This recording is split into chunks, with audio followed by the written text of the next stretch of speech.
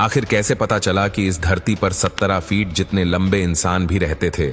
आपने एक giant warrior king के बारे में शायद ही कभी सुना होगा, जिसका नाम था गिलगमेश, जिसे 15 से 17 फुट का बताया जाता है।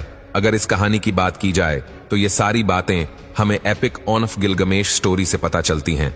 और अगर एपिक ऑफ गिलगमेश की बात की जाए तो ये दुनिया की सबसे पुरानी इंसानों द्वारा लिखी गई कहानियों में से एक मानी जाती है।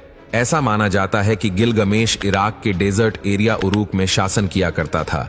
इसी कहानी से इंस्पायर होकर जर्मन आर्कियोलॉजिस्ट ने इराक के इसी एरिया में अपनी डिस्कवरी स्टार्ट की थी, क्योंकि उसे यकीन था कि उसे गिलगमेश के बारे में कोई ना कोई प्रूफ जरूर मिलेगा।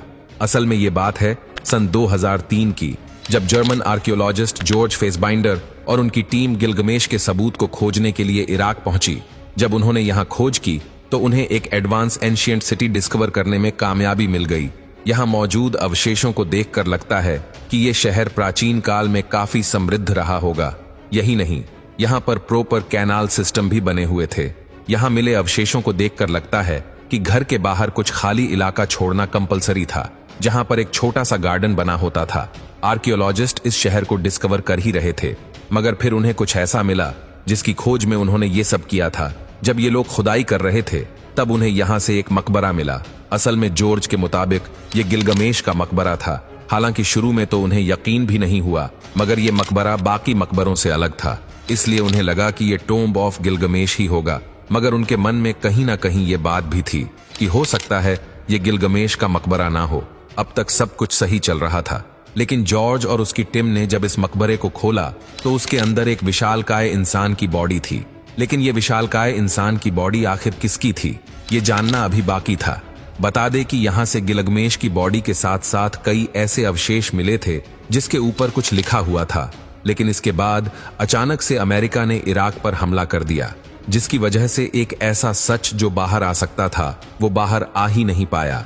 जिसके बाद ऐसे ही 2 दशक गुजर गए, मगर उसके बाद में आए एक ऐसे स्कॉलर जिन्होंने इस कहानी को बदल कर रख दिया। इनका नाम था जॉर्ज स्मिथ। ये एक ऐसे इंसान थे जिनको कई लैंग्वेज पढ़ने का ज्ञान था। साल 1866 में जॉर्ज स्मिथ ब्रिटिश लाइब्रेरी में जॉब करने लगे और यहीं पर इन्होंने अपनी सेल्फ नॉलेज से इस स्क्रिप्ट को डिकोड कर ही लिया। इनमें सबसे पुराने टैबलेट पर एपिक ऑफ गिलगमेश के बारे में लिखा था। जिसके बाद जॉर्ज स्मिथ ने गिलगमेश की जो बॉडी मिली थी उस पर रिसर्च की।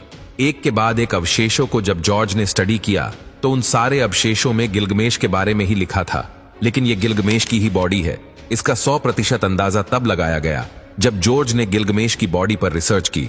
रिसर्च से यह मालूम पड़ा कि ये खुद किंग ऑफ गिलगमेश की ही बॉडी थी, क्योंकि एपिक ऑफ गिलगमेश स्टोरी में गिलगमेश की हाइट 17 फीट बताई गई थी और इस बॉडी की हाइट भी 17 फीट ही थी।